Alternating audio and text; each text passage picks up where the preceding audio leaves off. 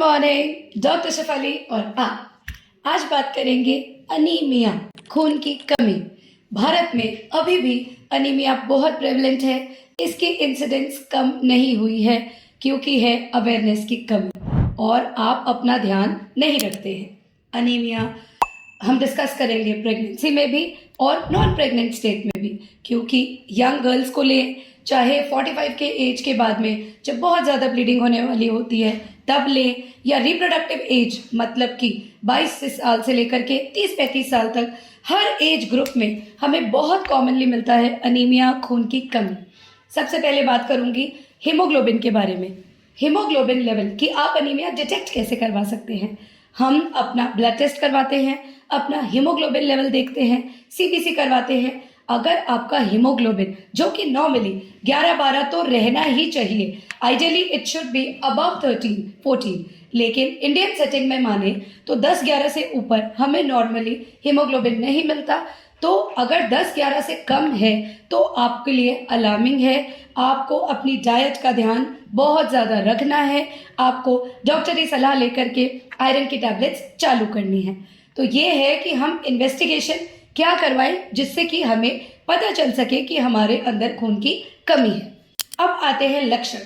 यदि आपको लगता है कि मैं थोड़ा सा चलती हूँ सांस फूल जाती है, मैं सीढ़ियाँ चलती हूँ तो भी बहुत ज़्यादा सांस फूल जाती है, मुझे वीकनेस महसूस होती है, ज़्यादा काम करने पे बहुत ज़्यादा थकान होती है, फैटीग रहता है, अगर आपको थोड़ी थोड़ी देर में चक्कर आते रहते हैं, अगर आप अपनी स्किन देखें तो आपको पीलापन, पेलनेस, वाइटनेस पहले से ज़्यादा लगने लग गई है, अगर आप अपने नेल्स को देखें तो भी वो वाइट लगने लग गए हैं, आपकी पाम्स को देखें तो पिंकनेस कम हो गई है, तो ये थोड़े लक्षण हैं कि आप में हीमोग्लोबिन की कमी हो सकती है। तो अगर आप ये ऑब्जर्व कर रहे हैं, साथ ही पैरों में यदि थोड़ी सी स्वेलिंग आपको लग रही है, बॉडी में भी अगर आपको लगता है कि पहले से ज़्यादा स्वेलिंग लग रही है, फेस पहले से ज़्यादा आपको स्वेल्ड अप लग रहा है, तो भी खून की कमी हो सकती है। तो तुरंत अपने डॉक्टर को दिखाना चाहिए। डॉक्टर अपनी इन्वेस्टिगेशंस करवाएंगे। फिर आप इम्पोर्टेंटली अपनी डाइट कैसे इम्प्रूव करें, क्योंकि आयरन रिच डाइट लेने से ही हीमोग्लोबिन बिल्डअप होगा। इसके अलावा डॉक्टर आपको आयरन की टैबलेट्स देंगे। अब आयरन रिच फूड आपको बताती हूँ। तो आपको बहुत सारे फ्रूट्स खाने हैं। कौन कौन से फ्रूट? एप्पल, अनार, चुकंदर जो बहुत इजीली अवेलेबल होता है विंटर्स के अंदर, आप चुकंदर सूप में डालिए। आप गाजर के जूस में भी चुकंदर ज़रूर ऐड कराइए। इसके अलावा गाजर बहुत ही रिच सोर्स है आयरन का। फिर आप खा सकते हैं बहुत सारे टमाटर। कद्दू या पंपकिन भी बहुत ज़्यादा रिच सोर्स है आयरन का, आपको खाना चाहिए। इसके अलावा हम हरी सब्जियां जैसे कि स्पिनच है, पालक, ब्रोकली, इसमें भी आयरन बहुत ज़्यादा होता है। अब आई सोयाबीन की बारी, जो हमेशा से मेरा है फेवरेट। सोयाबीन प्रोटीन में भी रिच होता है और आयरन में भी रिच होता है। तो आप सोयाबीन की बढ़िया खाइए। आप सोयाबीन चंक्स को पीस करके उसका आटा मिला करके खाइए। आप सूप में भी सोयाबीन डाल सकते हैं या सब्जी के रूप में खाइए।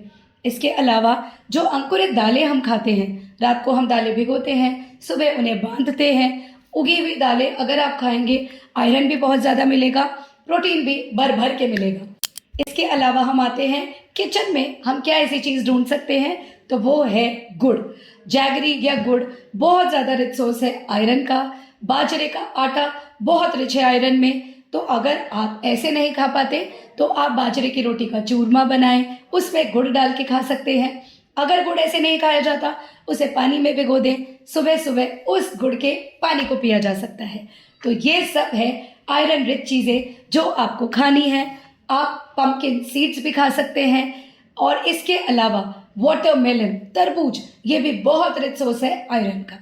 अब बात आती है विटामिन सी। विटामिन सी और आयरन समझ लीजिए भाई बहन साथ में चलते हैं। तो विटामिन सी जैसी चीज़ें जैसे कि नींबू की शिकंजी, इसके अलावा ऑरेंज जूस।